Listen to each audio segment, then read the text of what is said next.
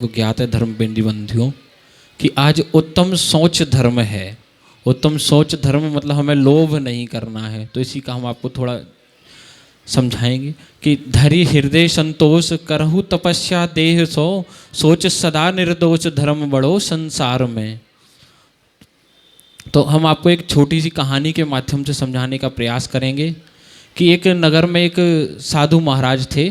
गुरु महाराज वहाँ पर आए थे कुछ समय के लिए, जैसे शीतकालीन वाचना या चातुर्मासा ग्रीष्मकालीन वाचना वगैरह होती, इसी तरीके से वहाँ आए हुए थे। तो नगर के जो नगरवासी थे वहाँ दर्शन करने के लिए जाया करते थे। तो जो भी व्यक्ति वहाँ पहुँचता, बच्चे पहुँचते, बच्चे जा कर के करते नमोस्तु गुरुदेव, तो कहते हैं मनुष्य भव। बूढ़े पहुँचे तो बूढ़ों को भी एक ही जवाब उनका कि मनुष्य भव। आशीर्वाद में हाथ उठा करके एक ही चीज़ बोलते थे कि मनुष्य भव। महिलाएं पहुँची थी तब भी मनुष्य भव। ऐसे समय चलता रहा, 10 दिन, 15 दिन, 20 दिन, 25 दिन। तो लोगों के अंदर एक शंका उत्पन्न हुई कि उनके मन में आया कि महाराज श्री को लग रहा है कि कुछ आता नहीं है, क्योंकि जिस व्यक्ति के अंदर श्रद्धान होगा उसके अंदर तो कोई विकल्प आएगा ही नहीं, और जिस व्यक्ति के अंदर श्रद्धान नहीं है तो व्यक्ति के अंदर विकल्प आने लगते हैं। तो जो व्यक्ति गुरु के चरणों में है वह, उसके अंदर कोई प्रश्न नहीं होंगे, वह वहाँ जा कर के वहाँ चरणों में जा कर के नमोस्तु निवेदित करेगा और कुछ नहीं, ऐसे ही बैठ जाए। तो लोगों के अंदर आते तो तथा कथित जो पंडित लोग होते हैं तो वह जा कर के उन अपनी बातें बनाई, वह बोलते हैं कि महाराज श्री को कुछ आता नहीं है, वह पाखंडी हैं, या मतलब यहाँ पर धर्म का ढोंग करने के लिए आए हैं। तो लोग वहाँ पहुँचते हैं, वहाँ पहुँच करके लोग कहने लगते हैं, मतलब वहाँ जब पहुँचे तो पहुँच करके महाराज श्री से कहते हैं कि हमारी कुछ शंकाएं हैं, उनका समाधान चाहिए। तो महाराज श्री मुस्कुरा कर बोलते हैं कि बताइए आपकी शंकाएं क्या हैं। तो उन्होंने पहले नमोस्तु निवेदित किया, फिर वही बात पहले वाली कि मनुष्य भव। तो उनका चेहरा ऐसा हुआ जैसे लाल कपड़े को देख करके सांड का मुंह हो जाता है। तो बड़ा गुस्से में तो महाराज श्री समझ गए कि यह क्रोधित हैं। तो जो गुरु होते हैं, गुरु तो सामने वाले व्यक्ति को देख करके समझ जाते हैं कि उसके दिमाग में क्या चल रहा है। वो शैतान की खोपड़ी होती है, खाली खोपड़ी शैतान का घर। तो लोग महाराज श्री वहाँ शांत बैठे रहे। कुछ समय बाद सभी लोग धीमे धीमे शांत हो गए, वहीं पर बैठ जाते हैं। तो पंडित कुछ उसमें बोलते हैं कि आपको कुछ आता जाता तो है नहीं है, या तो आप हमसे शिक्षा ग्रहण करें, और नहीं तो आप माने कि आपको कुछ आता नहीं है। तो महाराज श्री बोले कि बताइए भाई आप क्या हमें शिक्षा देंगे। तो वो बोले कि आप केवल मनुष्य भव बोलते हैं, तो मनुष्य भव का आप क्या अर्थ बताना चाहते हैं? कि हम जानवर हैं क्या? हम मनुष्य नहीं है कि मनुष्य केवल आप ही हैं? तो वो बोले कि जैसे जिस प्रकार से उनका उत्तर दिया कि जिस प्रकार से बिजली का खंभा है, बिजली के खंभे पर खतरे का चिन्ह होता है, तो खतरे के चिन्ह में क्या बना होता है? केवल और केवल मनुष्य की खोपड़ी, वहाँ किसी भी जानवर की खोपड़ी नहीं मिलेगी। तो उसी प्रकार से महाराज श्री कहते हैं कि जैसे आप साधर्मी को देख करके कुत्ते की तरह भौंकना प्रारंभ कर देते हैं, और आप चींटी और मधुमक्खियों की तरह आप धन का संशय करते हैं, रात दिन लगे रहते हैं, कुछ समय नहीं देख रहे हैं रात है या दिन, बस लगे पड़े हैं क्या कि केवल धन धन धन धन धन। और अहंकार में अपनी नाक हाथी से भी लंबी कर लेते हैं कि हाथी की सूंड छोटी पड़ जाएगी मगर आपकी नाक उससे भी लंबी है। क्रोध में आकर के सर्प और बिच्छू की तरह डंक मारने लगते हैं। डंक मारता है कोई? बगल में मत देखें आप लोग। बिल्ली की समान सामने वाले व्यक्ति की धन उसको हड़पने का प्रयास करेंगे। तो महाराज श्री कहते हैं कि ये बताओ आपके अंदर मनुष्य का गुण है कहाँ? कि मनुष्य जो है कि अभी आप लोगों ने कई सारे घोटाले सुने होंगे, चारा घोटाला, शस्त्रों का घोटाला।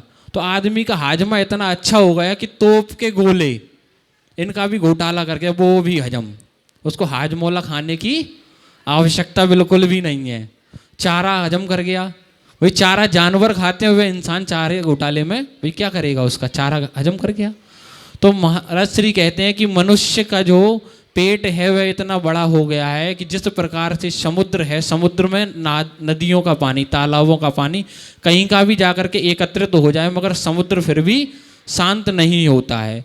मगर नदियों का पानी फिर भी मीठा है मगर समुद्र का पानी खारा है, इसलिए उसमें नदी का ही पानी नहीं है, उसमें नालों का भी पानी आता है। अच्छा तो आया मगर गंदा भी आया, उसी प्रकार से मनुष्य अच्छा भी है और बुरा भी है। ऐसे ही कि कंठ दिया कोयल को, कि कंठ दिया कोयल को तो रूप छीन लिया, रूप दिया मोर को तो इच्छा छीन ली। कि कंठ दिया कोयल को तो रूप छीन लिया, रूप दिया मोर को तो इच्छा छीन ली, और इच्छा दी तुम्हें इंसानों को तो संतोष छीन लिया। इच्छा दी तुम इंसानों को तो संतोष छीन लिया, और संतोष दिया इन संतों को तो इनका संसार छीन लिया। संसार में जो प्राणी भ्रमण कर रहा है उस व्यक्ति के अंदर संतोष नाम की, संतोष तो है ही नहीं। तो एक छोटी सी और मतलब एक, जिस व्यक्ति के पास पैसा है उसके अंदर पैसे को संचय करने की, धन को संचय करने की और एक उमंग बड़ी रहती है। एक भिखारी था, भिखारी की 1 करोड़ रुपए की लॉटरी लगती है। तो भिखारी से पूछा जाता है कि भाई तुम्हारी लॉटरी लगी है, तुम क्या करोगे? तो भिखारी कहता है कि भैया हम तो स्कूटर खरीदेंगे।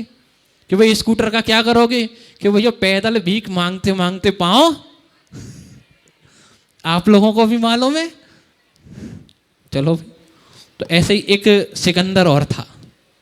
तो सिकंदर इतना मतलब सिकंदर अपनी सेना को देख करके बड़ा खुश हुआ करता था। सिकंदर अपनी सेना को देखकर खुश इसलिए होता है क्योंकि वह बहुत बलशाली था, क्योंकि उसने कई सारे लोगों की गर्दनें काट दी, कई सारे राजाओं के सिंहासन छीन लिए। भाई सेना थी उसके पास, सिंहासन छीन लिए, कई सारी महिलाओं को विधवा भी कर दिया। तो वह जब विश्व युद्ध मतलब विश्व पर विजय पाने के लिए निकल रहा था तो एक फक्कड़ साधु उसको मिल जाते हैं।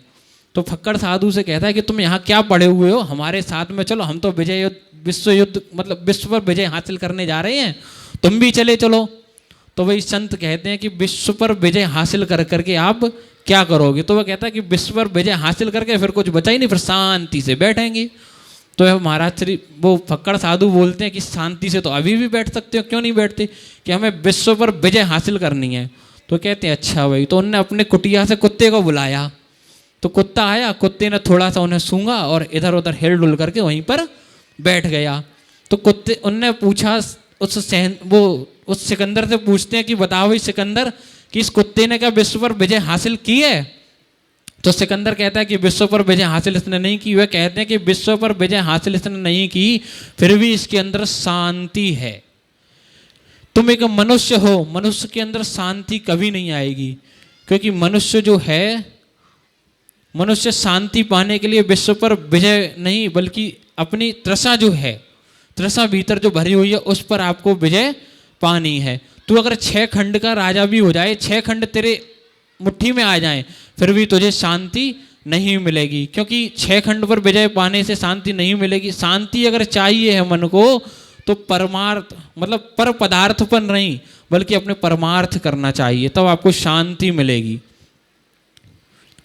अपने रत्नकांड श्रावकाचार में 29 नंबर की गाथा में कहा गया है कि स्वापी देवोपि देवाश्वा जायते धर्म किलविषात्, स्वापी देवोपि देवाश्वा जायते धर्म किलविषात्, कापि नाम भवेदन्या संपद धर्मा शरीरणाम। मतलब इसमें स्वापी जो कहा गया है, स्वापी देवोपि देवाश्वा, स्वापी मतलब कुत्ता। आज कुत्ते और सिकंदर के ही प्रवचन बहुत मिल रही है कि कुत्ता जो व्यक्ति धर्म से जुड़ा हुआ है, मतलब एक जो कुत्ता है, कुत्ता नियम संयम और धर्म में लगा हुआ है, तो कुत्ता भी देव पर्याय में जा सकता है, देव बन सकता है। और जिस व्यक्ति के अंदर बुरे कृत्य रहेंगे, लोगों के प्रति गलत भावनाएं रहेंगी, दुराचार रहेगा, पाप रहेगा, वह देवता भी अधर्म के साथ जुड़ा हुआ देवता भी कुत्ता पर्याय में आ जाएगा। अंग्रेजी के वर्ड हैं देव, वो डॉग और गॉड, दोनों एक दूसरे के आगे पीछे करके आप देखो, DOG डॉग और GOD गॉड। तो इसी प्रकार से कि जब लालसा नहीं छूटती है, कि लोभ छूटा इंसान, जब व्यक्ति का लोभ छूट जाता है तो वही व्यक्ति जो कुत्ता है वह देव बन जाता है। और जब व्यक्ति की लालसा नहीं छूटती है तो वह देव भी कुत्ता बन जाया करता है, क्योंकि आत्मा की जो चादर है वह स्वच्छ है, पर उस पर लालसा का जो धब्बा लगा हुआ है, लालसा का और वासना का, वह व्यक्ति की बुरी आदत उस व्यक्ति को कुत्ता बनाने पर कुत्ता बना के ही छोड़ती है। ऐसे ही जैसे आप लोगों ने देखा होगा कि नीम का पेड़ है, एक नीम है और एक आम है।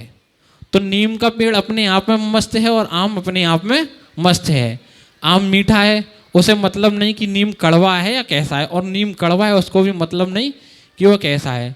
इसी प्रकार से जो कमल है, कमल कीचड़ में है और गुलाब बाहर है, तो गुलाब में कांटे हैं, गुलाब अपने कांटों में भी मस्त है और कमल अपने कीचड़ में भी मस्त है।